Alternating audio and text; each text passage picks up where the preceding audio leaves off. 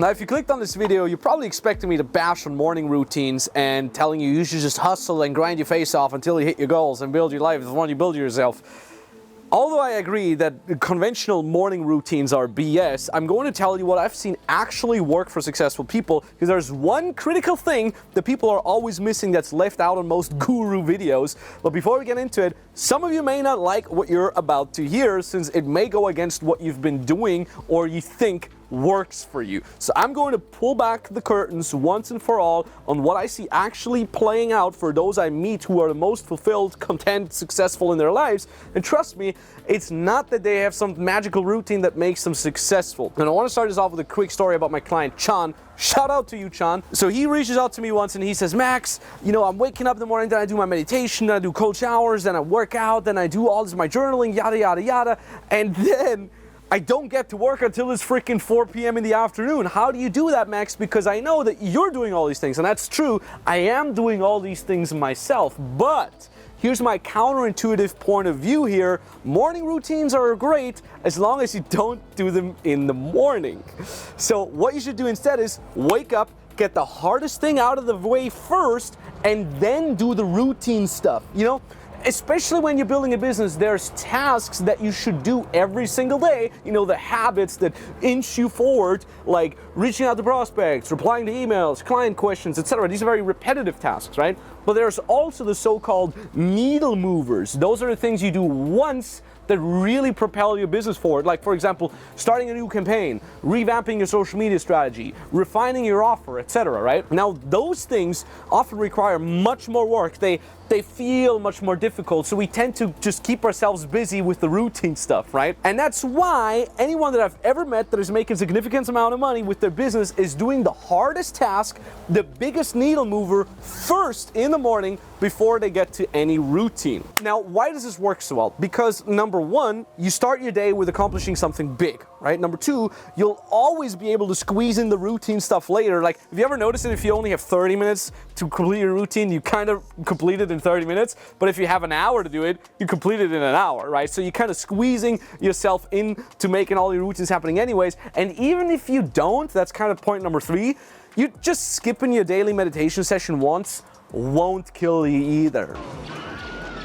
You kind of gotta optimize your business for needle movers, and you kind of gotta optimize your life for freedom. And if you say, oh, I can't go to sleep because I haven't done my full routine yet, that's not freedom. You're just built yourself a jail of routines, right? So funny enough, actually, my buddy Julian Blanc always says, we think we procrastinate because we're lazy and we want to avoid spending energy. However, you are spending energy by resisting doing that thing. You're spending energy either way. So might as well just sit down right away and get it over with. In fact, let me spin that idea even further.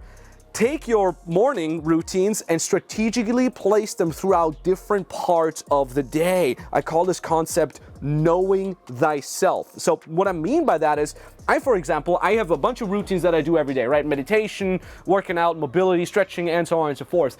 And I sprinkle them in through the day where it makes the most sense for me. So for example, I wake up, I do 2 to 3 hours of deep work just to get all the needle movers done. Then I have breakfast, then I do another 1 or 2 hours of deep work. And then usually around noontime is where I start feeling my first dip. So I've just done 3-4 hours of deep work and my focus is kind of going away and I'm feeling like kind of tired. I've done a lot of work. That is where I now, for example, do things like meditation, because meditation doesn't take me much focus. Or I go to the gym, so I'm kind of replenishing my focus for later on during the day. What I also do is I do a lot of my creative free thinking time later in the evening, because I know when I have all important tasks out of the way, all the clients are taken care of, all my team is crushing and hustling, now my brain kind of has the bandwidth for me to work on some of the creative tasks. And that's basically the concept of knowing thyself applied in real life. Now, as useful as that is, it's nothing compared to what you're about to learn here.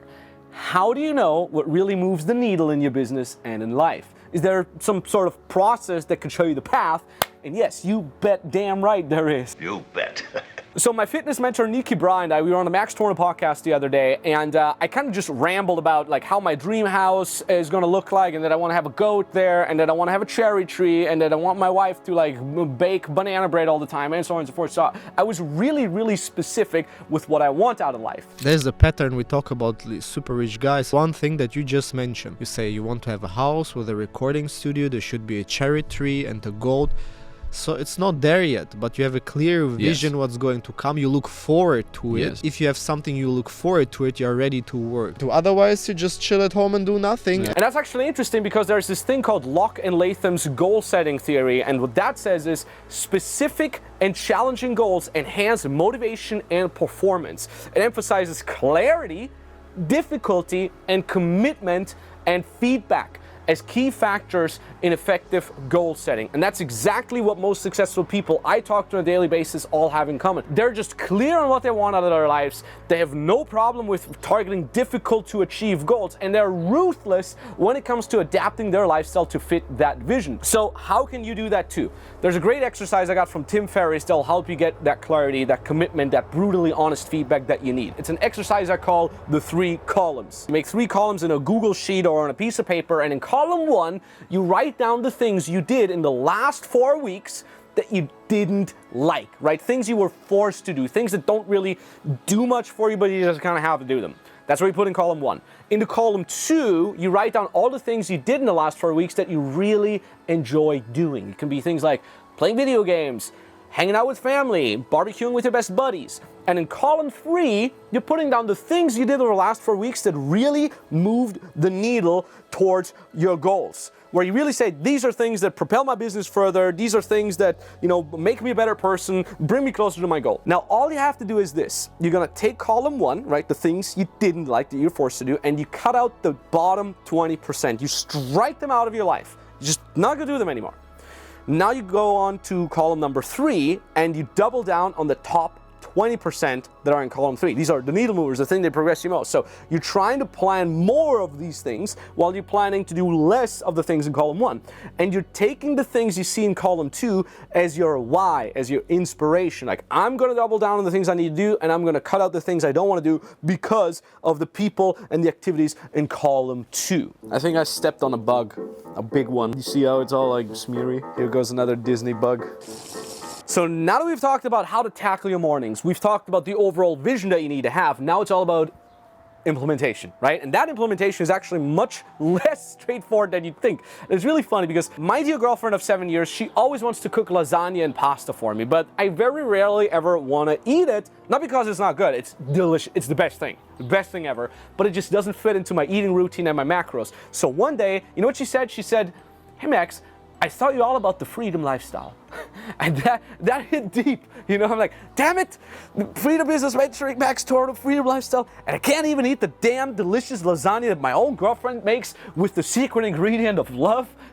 So there's a very, very great quote by Thomas G. Bandy that'll be really helpful here. We're gonna go full circle. You're gonna get the lesson in a second here. He says, "The vision is true north of the soul. It's a permanent, intuitive compass direction for a human being, and every person inevitably strays from the path." Right? Life is an endless experiment and course correction. The vision brings one back to the true path. So my vision, my North Star is freedom lifestyle, like build a business so you can do whatever you want and you do all the fun things in life.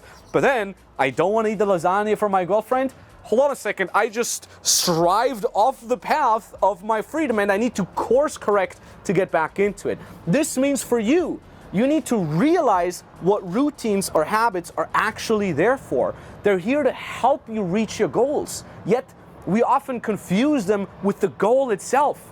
They're not here to replace the goal. They're here to feed into our overall vision.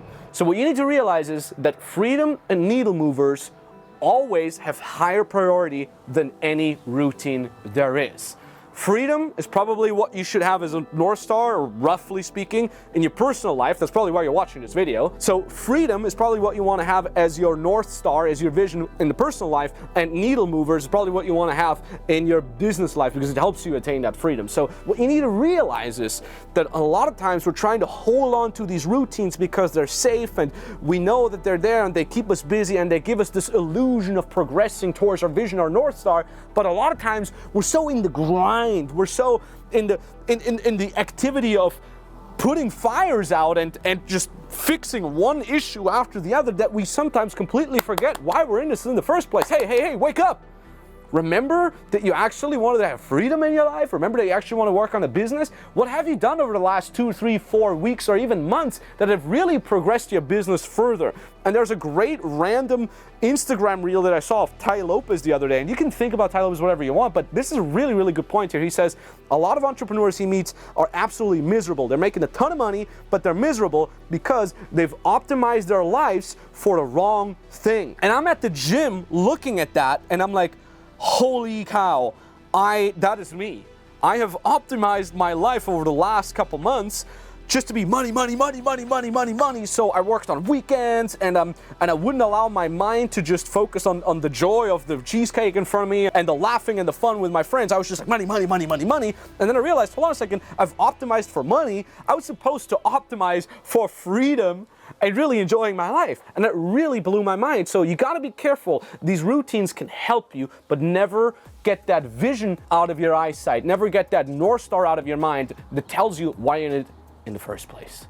So I hope now, whenever you see another one of these morning routine videos on YouTube, you can reference these lessons and have an additional perspective that you can use to actually set up your life for success.